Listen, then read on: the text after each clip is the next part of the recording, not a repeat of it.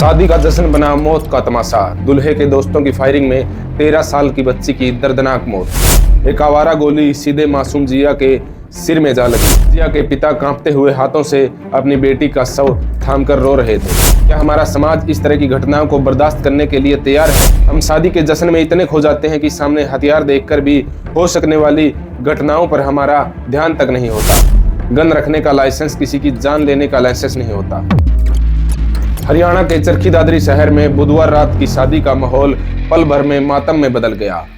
दूल्हे के दोस्तों की हर्ष फायरिंग में शादी की खुशियों को खून से लाल कर दिया। एक आवारा गोली सीधे मासूम जिया के सिर में जा लगी और उसने मौके पर ही दम तोड़ दिया। जज्जर के गांव खेरड़ा में विजय की बेटी रवीना की शादी थी। संगीत की धुनों पर झूमते बाराती और डीजे पर गूंजते गानों के माहौल को रंगीन बना रखा था, लेकिन दूल्हे के नशे में धुत दोस्तों ने इस माहौल को तबाही में बदल दिया। हर्ष फायरिंग के दौरान एक गोली सीधी 13 साल की जिया के सिर में जा लगी। पास खड़ी उसकी मां सविता और एक अन्य महिला को भी छर्रे लगे। जिया मौके पर ही लहूलुहान होकर गिर पड़ी। जिया के पिता अशोक अपनी बेटी को उठाकर अस्पताल भागे, लेकिन डॉक्टरों ने जिया को मृत घोषित कर दिया। परिवार की खुशियों पर मानो किसी ने कालिक पोत दी हो। जिया जो कक्षा 9 की छात्रा थी, अब इस दुनिया में नहीं रही। जिया के पिता ने कहा कि वो बस शादी में शामिल होने आए थे, खाना खाकर लौटने ही वाले थे कि यह हादसा हो गया। मेरी बेटी जिया चली गई। शादी में मासूम जिया की मौत से पूरे गांव को हिलाकर रख दिया। उसकी शव को देखकर हर किसी की आंखें नम थी।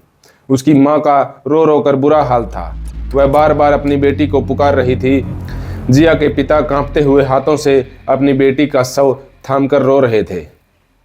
फायरिंग करने वाले दूल्हे के दोस्त घटना के तुरंत बाद भाग खड़े हुए। पुलिस अब उन पर शिकंजा कसने की तैयारी कर रही है।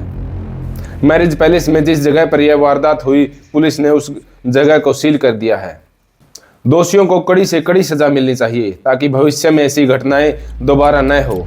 क्या हमारा समाज इस तरह की घटनाओं को बर्दाश्त करने के लिए तैयार है? क्या हमें अपनी संस्कृति और परंपराओं पर पुनर्विचार करने की जरूरत नहीं?